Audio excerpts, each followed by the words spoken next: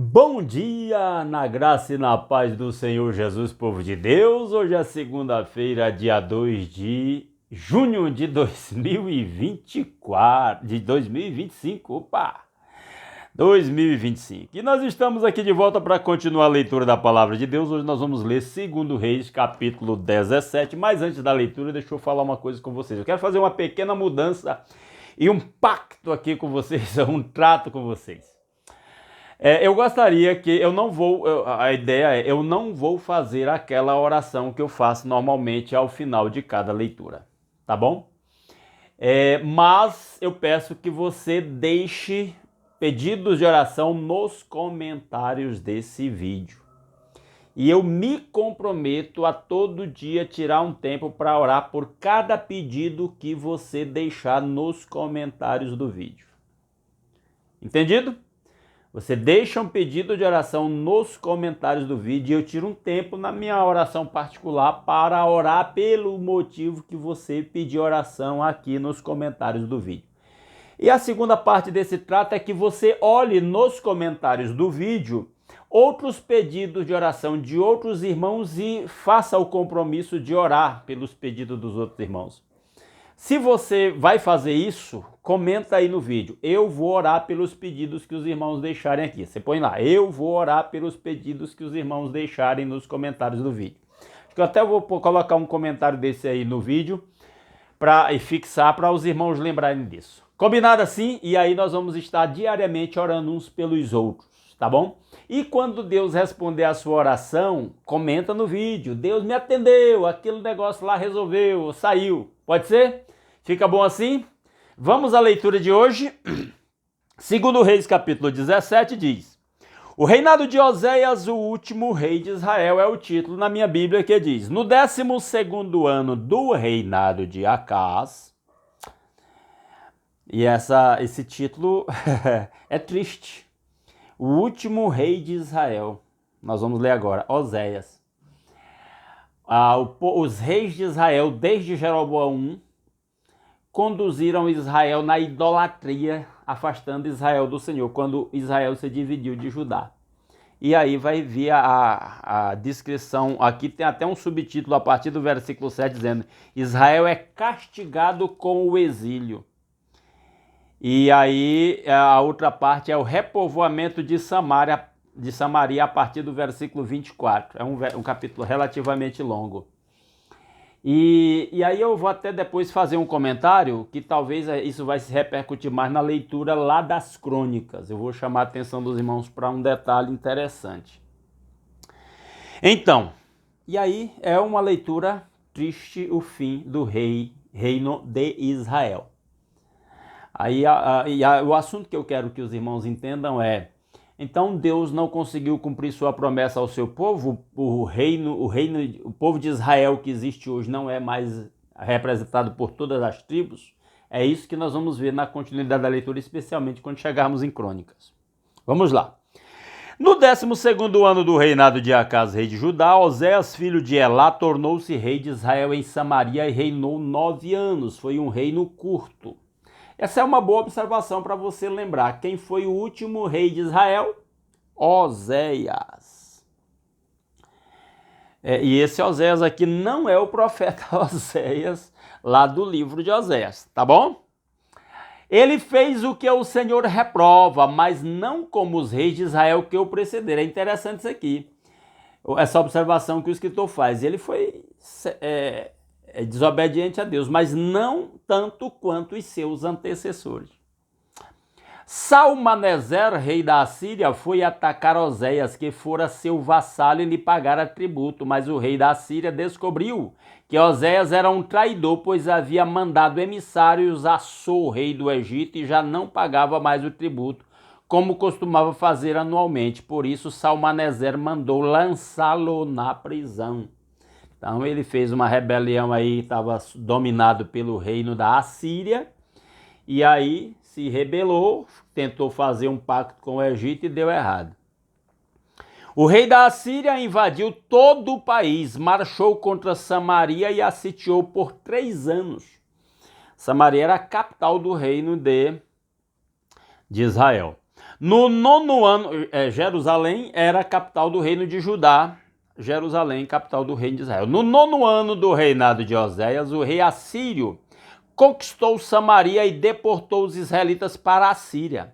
Ele os colocou em Ala, em Gozã do rio Abor e nas cidades dos Medos.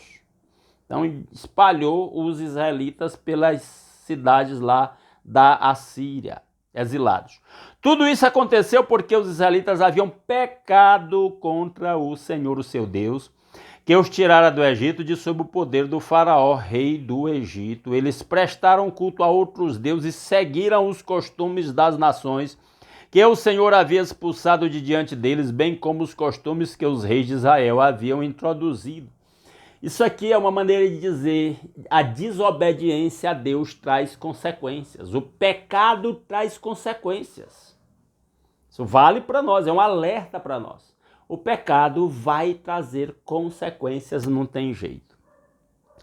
Os israelitas praticaram o mal secretamente contra o Senhor, o seu Deus. Em todas as suas cidades, desde as torres das sentinelas até as cidades fortificadas, eles construíram altares idólatras, ergueram colunas sagradas e postes sagrados em todo o monte alto e debaixo de toda árvore frondosa.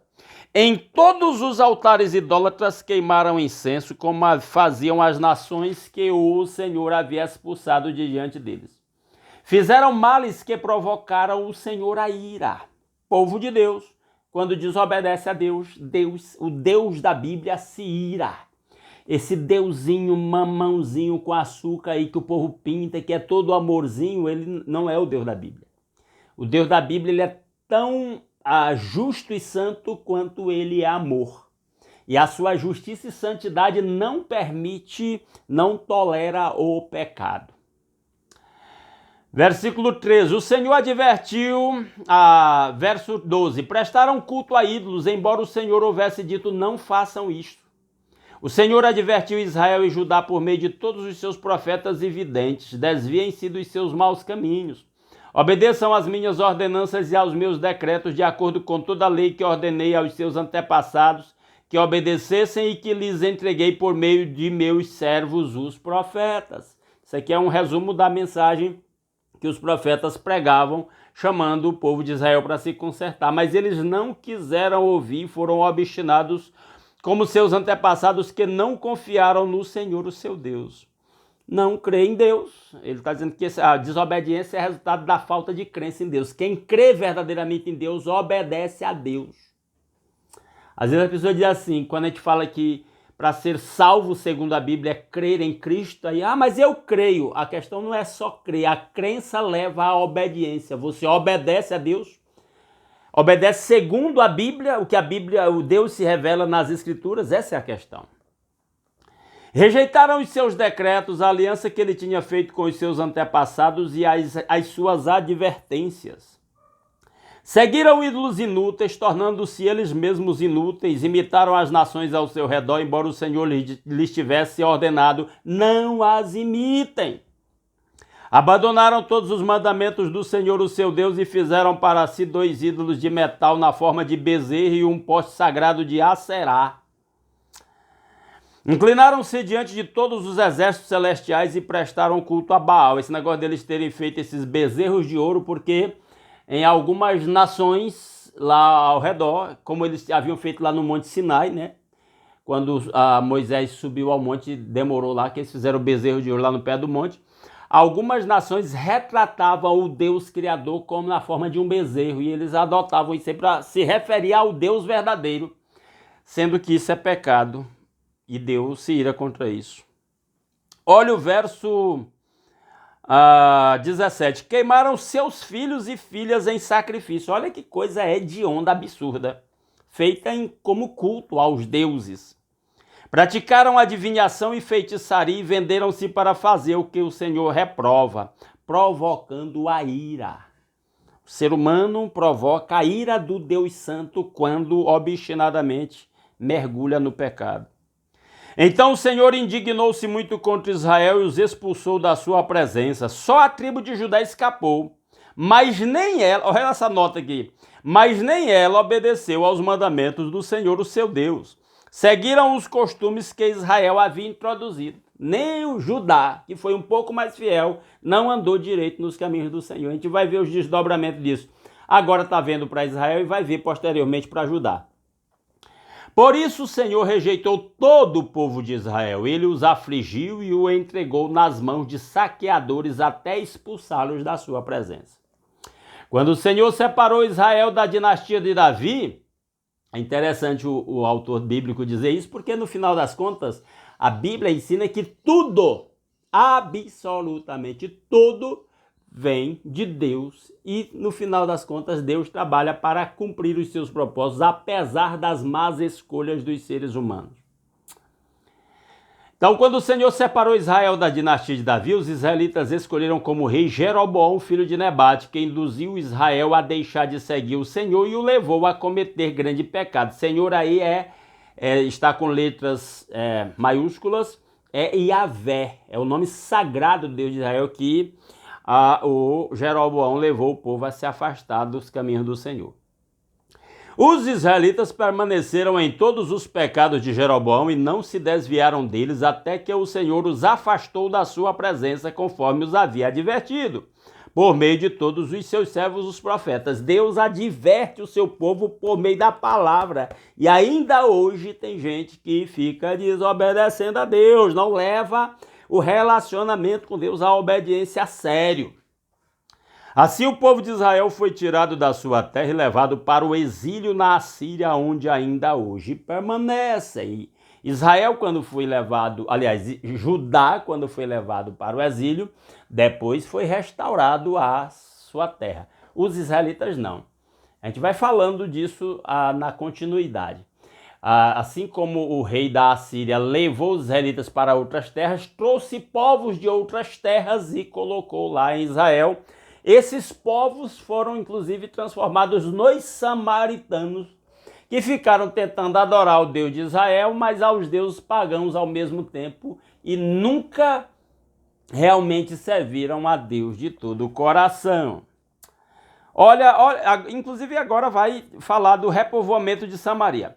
O rei da Assíria, verso 24, trouxe gente da Babilônia, de Cuta, de Ava, de Amate, de Sefarvaim, e os estabeleceu nas cidades de Samaria para substituir os israelitas.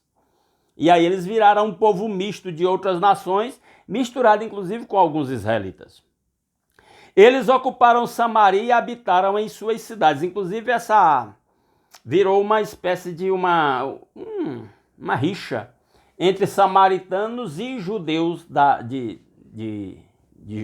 Judéia, né? Da região da Judéia, porque os judeus não reconheciam os samaritanos. Jesus foi mediador desse negócio aí, inclusive aquela história da salvação da mulher samaritana na beira do poço, lá em João capítulo 4, faz parte disso aqui.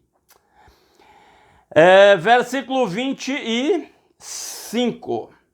Quando começaram a viver ali, esse povo que veio de fora, não adoravam o Senhor, não adoravam Javé, o Deus de Israel. Por isso ele enviou leões para o meio deles, que mataram alguns dentre o povo.